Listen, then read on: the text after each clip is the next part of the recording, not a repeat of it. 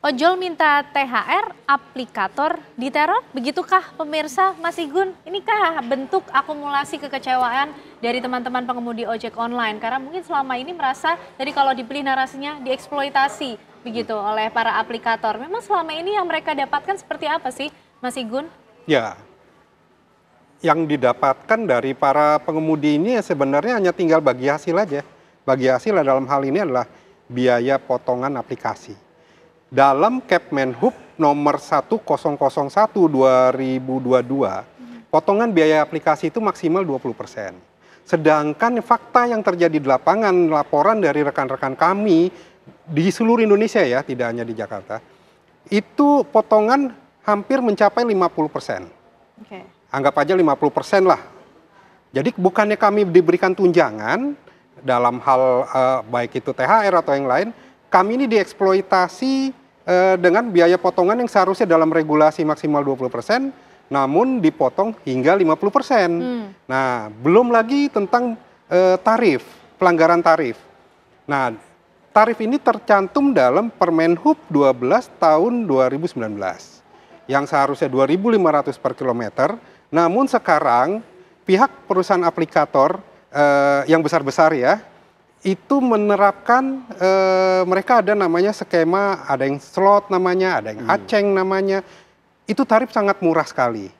Tarifnya itu mungkin sekitar di bawah 1.500, di bawah 2.000 per kilometer. Nah, sehingga kalau kami matrikulasi hitungan yang diterima seorang pengemudi ojek online ini, dari tarif maupun dari potongan biaya aplikasi, itu hanya tinggal sisa 25%.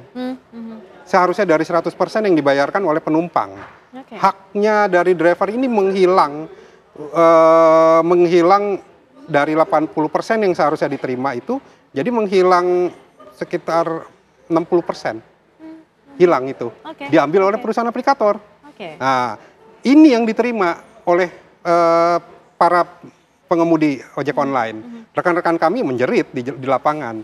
Nah, dengan adanya tuntutan mengenai THR, lalu mereka perusahaan aplikator ini juga berdalih bahwa pengemudi ini tidak berhak karena bukan apa namanya, bukan pekerja. Ya, ini salah satu alibi lagi mereka untuk menghindar, untuk memberikan apresiasi.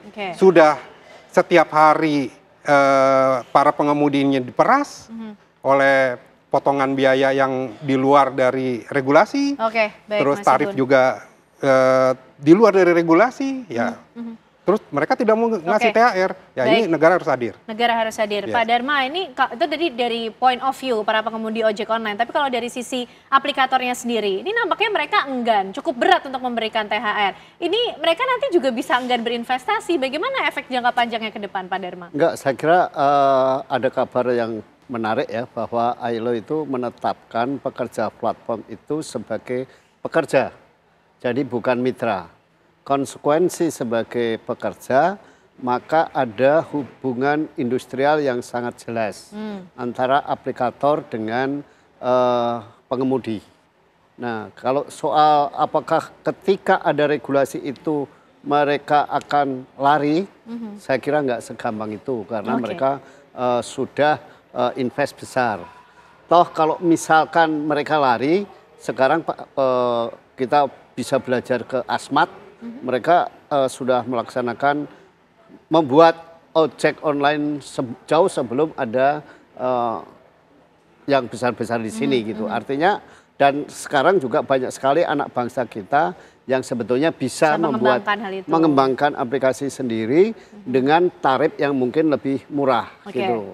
Jadi kita tidak perlu khawatir bahwa pemaksaan kepada operator, kepada aplikator untuk membayarkan